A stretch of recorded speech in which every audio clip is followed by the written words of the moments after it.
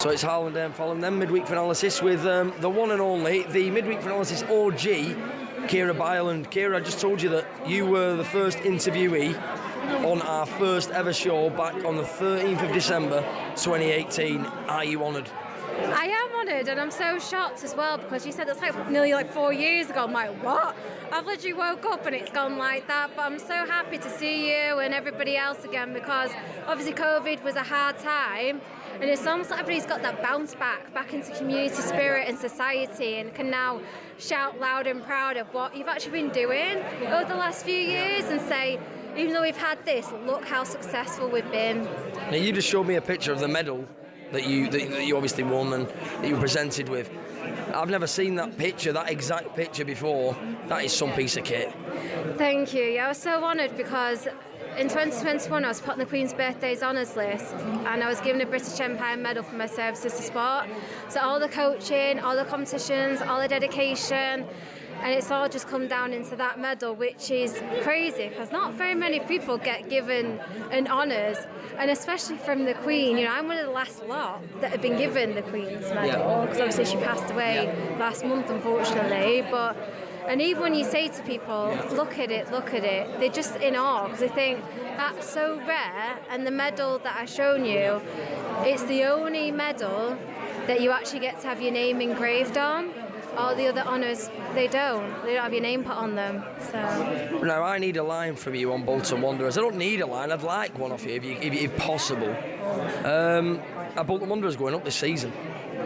I don't know, you tell me. You just gotta wait and see. It's one of those events that you gotta watch it to find out, and if it happens, yippee, whoop, holler, get in. If not, you just got to keep trying. Remember, you can't always going to achieve your goals, but that dedication and that resilience, that constant putting in the effort will actually become a bigger thing, because the more dedicated you are, the better you are as a person, the more you get to do in the community, and it has more of a bigger impact doing it that way than trying to achieve a big goal straight away, because it's hard. You got to break things down. And remember, the human, they're like us, you know, we have our struggles, but yet we can be successful as well. And remember, when they're a one as a team, you can dominate and you can be successful.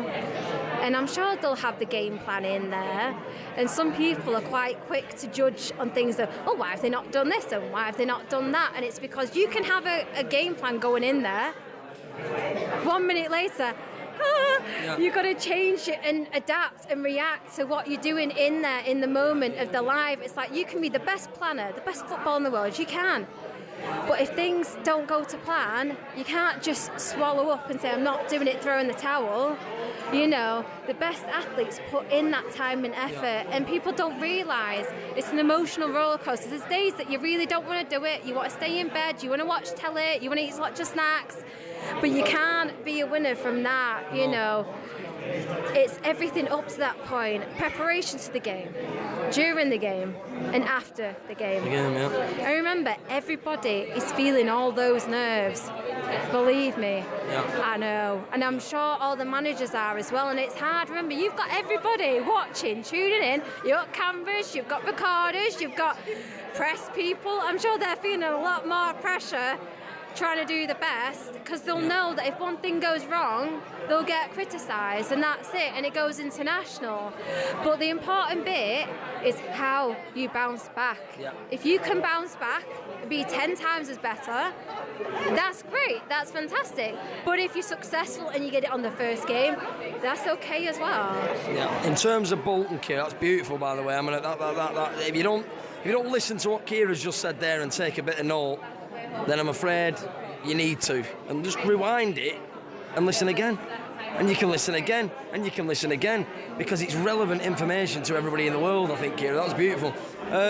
One more thing then on sport in general, and to youngsters out there that are told they can't compete and they can't do what they want to do. And also a bit of an answer on the fact that when you are competing in sport, if we all competed in a one-person race, we'd always win. It's not always your fault if you don't succeed. You've got competitors out there, everyone wants the same thing.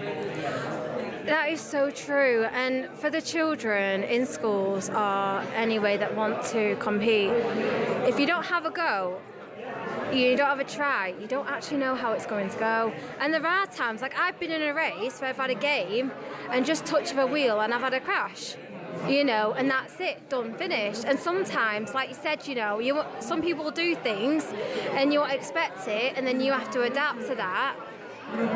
It's just the way life is. But even if you have a disability or not, you can always have a dream. You just got to keep trying and trying to achieve it. And you have that saying of try again and you'll achieve. That is so true. And you can apply that to anything in the world in your life, absolutely anything. And it's so impactful and inspiring for people. And the thing is just because you have a disability doesn't mean that you can't do things as good or be better than other people, and we should be given chances as the same as everybody else does without a disability. And Beautiful. And with fame and with being a celebrity, you've been given a platform that you can inspire other people. That's why you should focus and harness all that to the children and say that, look, I've been where you're at, I know how you feel, I've been there, but with that determination, you can achieve that. And some races don't go well. And one thing actually somebody said to me, and they asked me a question, they said, what is one thing have you learned from your coach that has been really important? And I said, they've taught me how to interact with others so I don't take out my disappointment on others when I lose. Because you need to learn how to lose as well as to win. So then you can learn that skill of how to change and get better next time. Beautiful. Can England win the Rugby League World Cup, KIERA? Yeah, of course they can. They just got to get the game plan in, listen to the coaches, listen to the managers, and I'm sure they'll do it. They'll smash. Got your kit ready?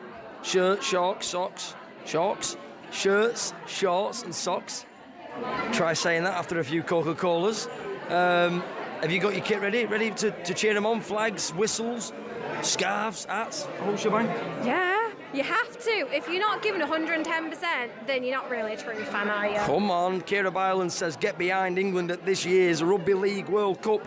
And of course, everything she said in this interview about believing in yourself, keep trying, keep going, don't listen to the doubters, and just be yourself is everything that I live for myself. Cheers, KIERA. Thank you very much.